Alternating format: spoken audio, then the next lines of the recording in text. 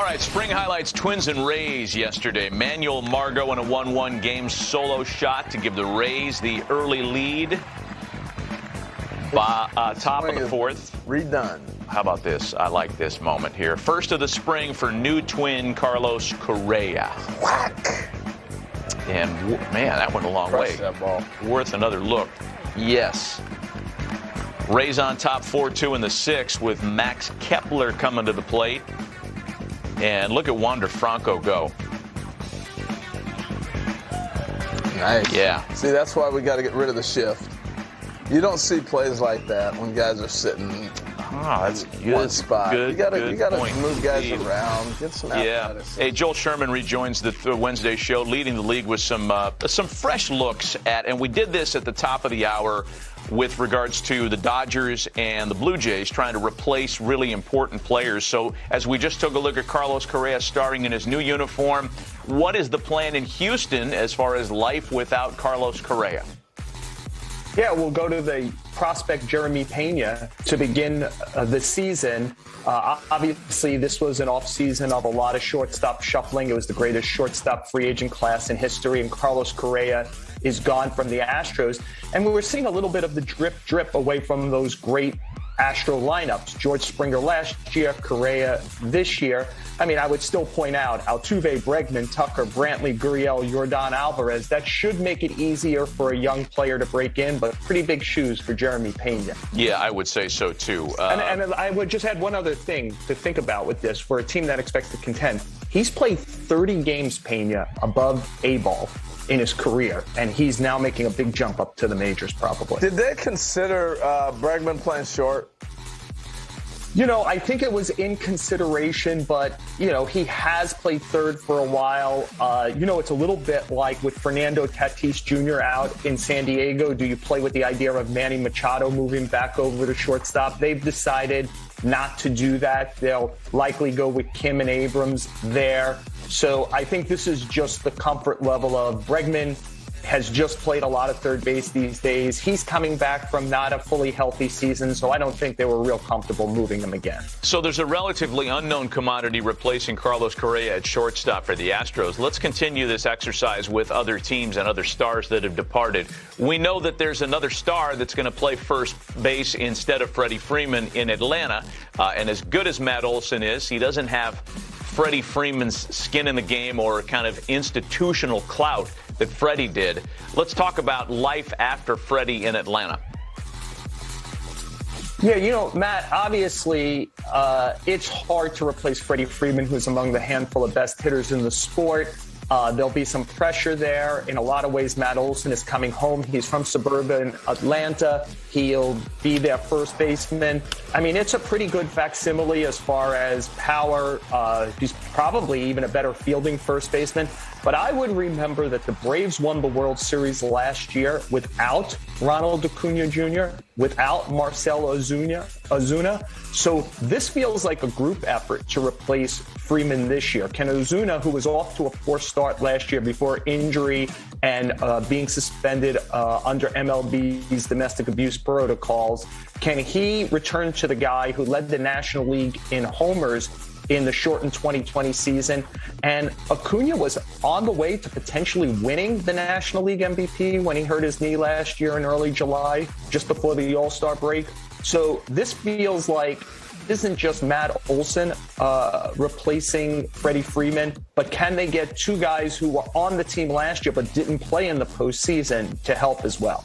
Hey, my question would be, yeah, you can always look for production. Very similar with Houston. I think their problem is going to be the production of Correa on the offensive side. I'll keep it in Atlanta here, though. It's the production of Freddie's leadership.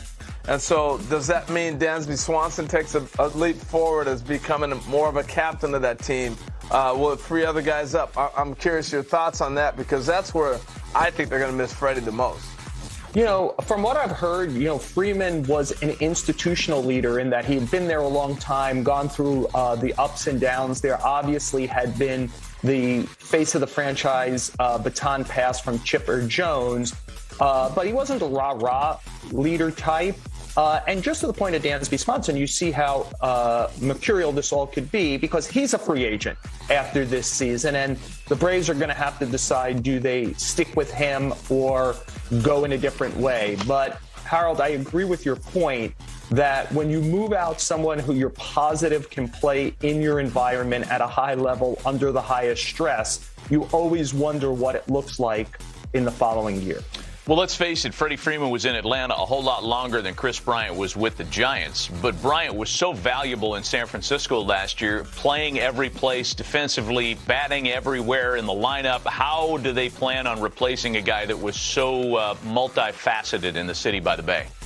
You know, Matt, I included this one because I think we kind of lose a little perspective of just how left-handed the Giants were last year.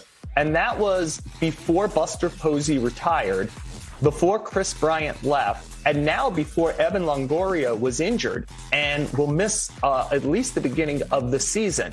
So the Giants, to me, feel like the $160 or $170 million Tampa Bay Rays, in that their success is from the accumulation of their pieces and how well they're used, how well they game plan and get the most out of all 26 spots in the roster.